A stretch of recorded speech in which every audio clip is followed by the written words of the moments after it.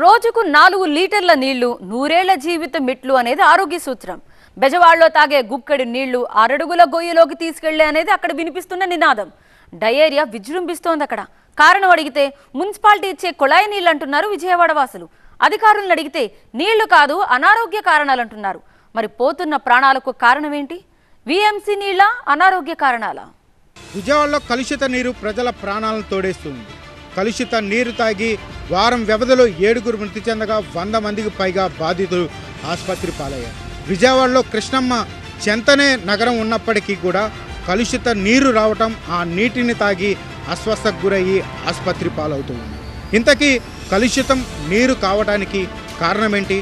అధికారుల నిర్లక్ష్యమే దీనికి కారణమా? స్థానిక ప్రజలు ఏమంటూ ఉన్నారు చూడండి ఈ స్టోరీ.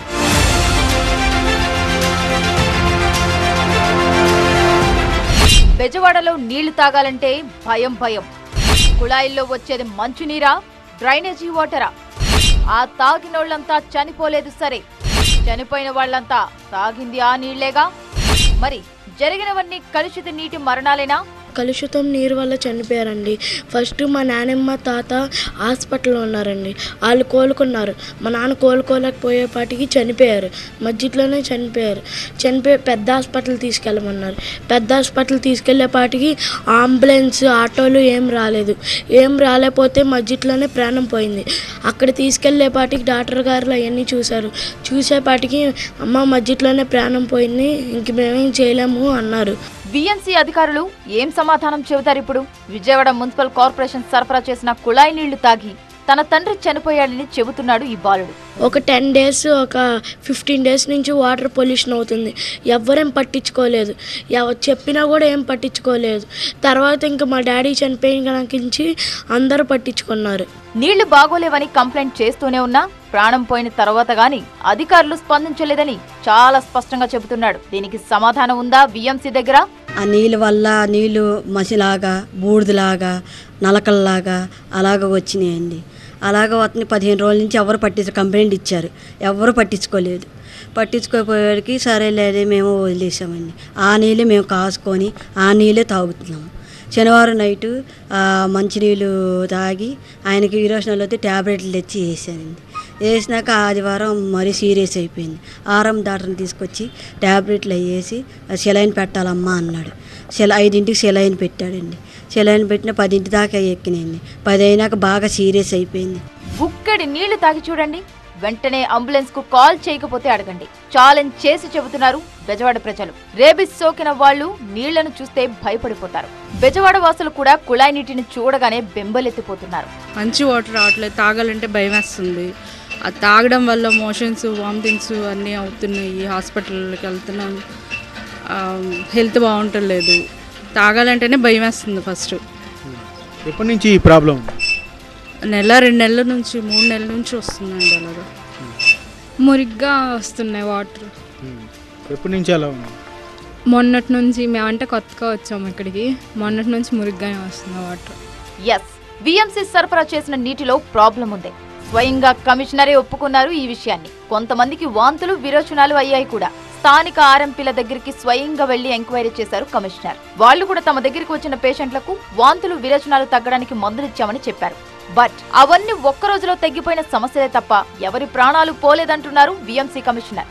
ఇప్పుడు ప్రతి ఇంటికి వెళ్ళి అడిగాం, మీకు గత ఒక 1 వీక్లో ఎక్కడన్నా ఈ కడుపు నొప్పి కానీ లేకపోతే డైరియా ఇలాంటి ప్రాబ్లమ్స్ ఉందా లేదా. దీంట్లో టోటల్ ఒక 31 మెంబర్స్ అప్పటికి మనకి కంప్లైంట్ చేస్తారు. ఎస్, నాకు ఒక 3 డేస్ బిఫోర్ కొద్దిగా ప్రాబ్లం ఉండేది, ఇప్పుడు బాగానే ఉంది, ప్రాబ్లం లేదు.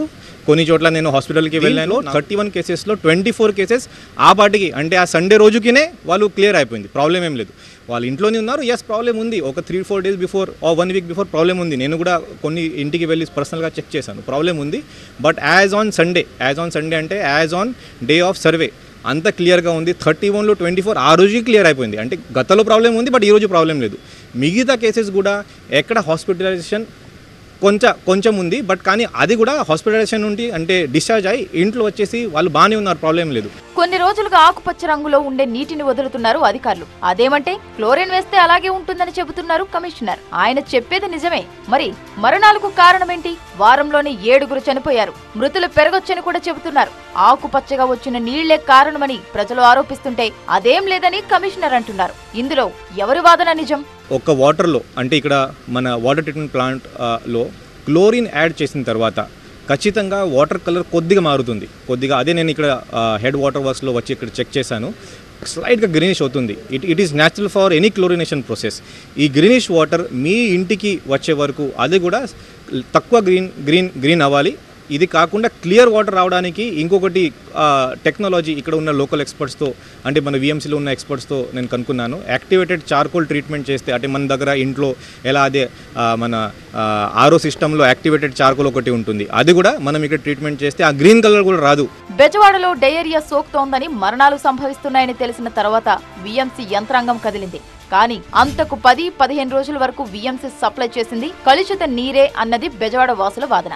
నగరంలోని చిట్టినగర్, మొగల్రాజ్పురం, ఆటోనగర్, కృష్ణలంక ఇంకా ఇతర ప్రాంతాల్లో కుళాయిలు తిప్పుతుంటే పచ్చరంగులో నీళ్లొస్తున్నాయని ప్రజలు చెబుతున్నారు. కానీ విజయవాడ మున్సిపాలిటీ మాత్రం అత్యంత సురక్షితమైన నీటినే సరఫరా చేస్తోందని, కలుషిత నీరు తాగి ఎవరూ చనిపోలేదు అంటోంది. చనిపోయిన వారికి ఇతర అనారోగ్య సమస్యలు ఉన్నాయంటున్నారు కమిషనర్. విజయవాడ కుళాయిల్లోని కలుషిత నీరు తాగి 7 చనిపోయారు అన్నది నమ్మాలా, లేక అధికారులు చెబుతున్న మాటలు నమ్మాలా? ఈ మరణాలు ఎప్పటికీ ఆగేది?